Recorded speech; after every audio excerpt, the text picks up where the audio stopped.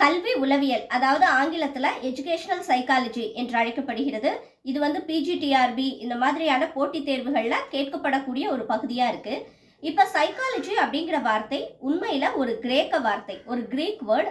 சைக்கி, லாகஸ் அப்படிங்கிற 2 சொற்களினுடைய இணைப்பு சொல்லாதான் இந்த சைக்காலஜிங்கிற வார்த்தை உருவாகி இருக்கு. சைக்கிங்கிற வார்த்தைக்கு ஆன்மா, உயிர் என்று பொருள். லாகஸ் என்பது அறிவியலை சொல்லக்கூடியதா இருக்கு. அதாவது ஆரம்ப காலத்துல சைக்காலஜிங்கிற வார்த்தை, அந்த சைக்காலஜிங்கிற துறை மனிதனை பற்றியது, அதாவது மனிதனுடைய ஆன்மாவை பற்றியது, அவனுடைய உயிரை பற்றி ஆராயக்கூடியது அப்படின்னு சொல்லப்பட்டுச்சு. ஆனா அதற்கு பிறகு நிறைய ஆராய்ச்சிகளுடைய விளைவா இன்னைக்கு என்ன சொல்லப்படுதுன்னா, சைக்காலஜி என்பது ஒரு மனிதனுடைய நடத்தையை முழுமையாக ஆராய்ச்சி செய்யக்கூடியது அப்படின்னு ஒரு சில அறிஞர்கள் சொல்றாங்க.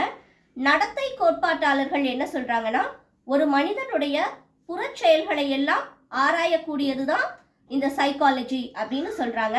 ஆனா உண்மையில சைக்காலஜி எனும் வார்த்தைக்கு அர்த்தம் ஒரு மனிதனுடைய அகச்செயல்கள், அந்த அகச்செயல்களால், அதாவது எண்ணங்களால் ஒரு மனிதனுடைய புறச்செயல்கள் எப்படி மாறுபடுகிறது, அவனுடைய முழு வாழ்க்கையும் எந்த அமைப்பிலே நடத்தைகளால் அவன் வடிவமைத்திருக்கிறான் என்பதை பற்றித்தான் சைக்காலஜிங்கிற வார்த்தை சொல்லுது. நாளை வேறொரு செய்தியோடு உங்களை சந்திக்கிறேன். நன்றி, வணக்கம்.